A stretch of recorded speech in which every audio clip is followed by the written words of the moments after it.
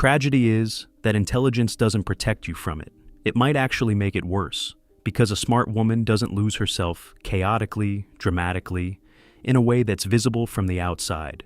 She loses herself methodically, thoughtfully, with full awareness of what she's doing, and a very compelling internal argument for why it's the right call. She optimizes herself out of existence one small accommodation at a time and calls it love, and doesn't notice what's missing until she goes looking for herself one day and finds the shelves are almost bare. Sylvia Plath lived this with a precision that was almost architectural. She wrote about it before it finished happening to her, and she left behind enough, in the journals, in the letters, in the novel, in the poems, to map the whole interior of it, not as a cautionary tale, as a document, as proof that it happened, that it was real, that it was not her fault, that it was not a personal failing, that it is in fact a pattern with a shape and a logic that can be seen clearly once someone draws the outline. She drew the outline. Here it is. First, understand who Plath was before the marriage, because this matters. This is not a story about a fragile woman who needed saving and didn't get it. Plath was, by her early 20s, a published poet, a Fulbright scholar, a straight-A student at Smith College, a woman of such relentless ambition and intellectual appetite that her journals from that period read like dispatches from someone sprinting toward everything she wanted simultaneously. She wanted to write, she wanted to publish, she wanted to be read and taken seriously and remembered. She knew exactly who she was and what she was for. She met Ted Hughes in 1956 at a party. He was large and loud and magnetic, and wrote poetry that felt like it came from somewhere older and more elemental than the careful academic world she'd been trained in. She was immediately completely overwhelmed by him. She wrote in her journal that he was the only man she'd ever met who was bigger than her, by which she didn't mean physically. She meant he filled more space. He had more gravitational pull. He was the first person who felt like a match rather than a project. She married him 4 months later. And then, slowly and then, all at once, she started disappearing. Not because Hughes demanded it. This is the part that makes the pattern so hard to see from the inside. He did not ask her to be smaller. The smallness arrived on its own, through the logic of love and practicality, and the specific way that two ambitious people in one relationship will, under pressure, resolve into one ambitious person and one support system. And in 1956, in England, with the structure of the world arranged the way it was arranged, the support system was always going to be the woman. She typed his manuscripts, she managed his correspondence, she arranged his schedule and his submissions and his literary career with the same focused energy she could have been, was supposed to be, arranging her own. And she told herself it was temporary, that her turn was coming, that two writers could build something together and there would be room for both. There wasn't. There almost never is, not because the other person is malicious, but because there are only so many hours and someone has to spend them on the invisible maintenance of a shared life, and the person who does that is the person whose work doesn't get done.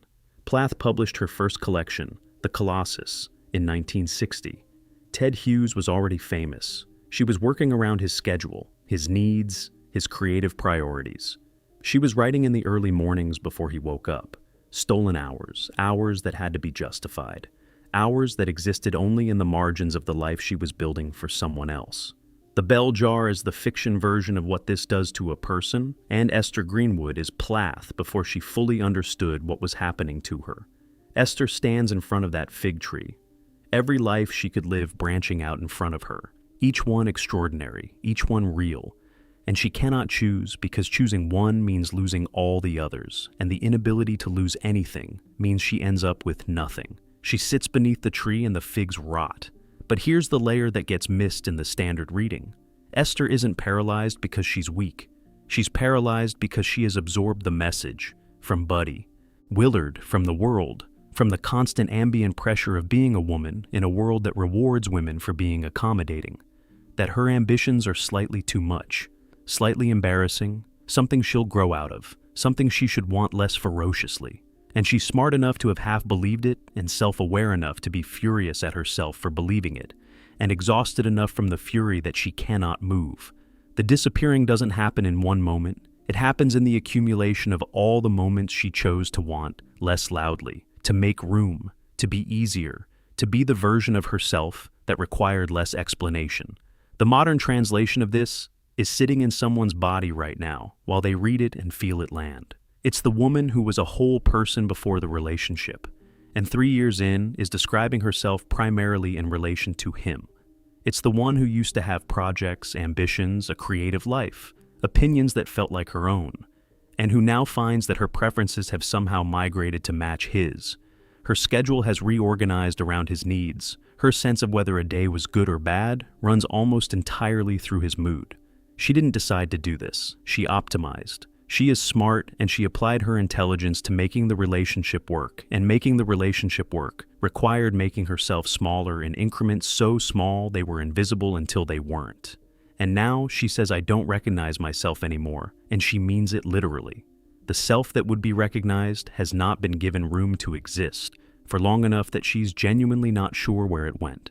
Plath wrote in a journal entry that is almost unbearable to read, "I am jealous of those who think more deeply, who write better, who draw better, who ski better, who look better, who live better."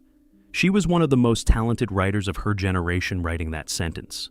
She had been shrunk to the point where she was measuring herself against everyone and finding herself insufficient in all directions. Ted Hughes had an affair. She found out in 1962. She left. She moved to London with their 2 children in one of the coldest winters on record. She got up every morning before the children woke up. The same stolen hours, except now they were really hers, and wrote the aerial poems. The best work of her life. Work so precise and so alive and so electric that it was clearly the product of someone who had found themselves again in the wreckage of everything else. She died in February 1963 at 30. The poems were published after. What Plath's life and work maps with a clarity that is almost too much to look at directly is the specific cost of being a brilliant woman who loves someone enough to edit herself for them. Not the cost of the love, the cost of the editing. The love was real, the marriage was real. The problem was the arithmetic of 2 careers, 2 ambitions, 1 relationship, and the way that arithmetic always resolves in the same direction when the world is arranged the way the world is arranged. You are allowed to want things, your own things that exist before and outside and regardless of who you are with. You are allowed to take up the full space of your own life without calculating what it costs someone else. The relationship that requires you to be less than you are is not asking for love. It is asking for a sacrifice dressed up as love, which is a completely different transaction. Plath knew this. She wrote it while she was still inside it. She could see the cage clearly, describe every bar, name the mechanism. The knowing did not save her, but the writing might save you, if you read it not as tragedy, but as instruction. As the outline of a pattern you still have time to notice before it finishes drawing itself. So, is there something you wanted before this relationship that you've stopped wanting, and is that because you genuinely changed, or because it became easier to want less? Drop it in the comments. And if you want more writers who documented the thing happening to them in real time, so you could recognize it happening to you, like this video, subscribe, and I'll see you in the next one.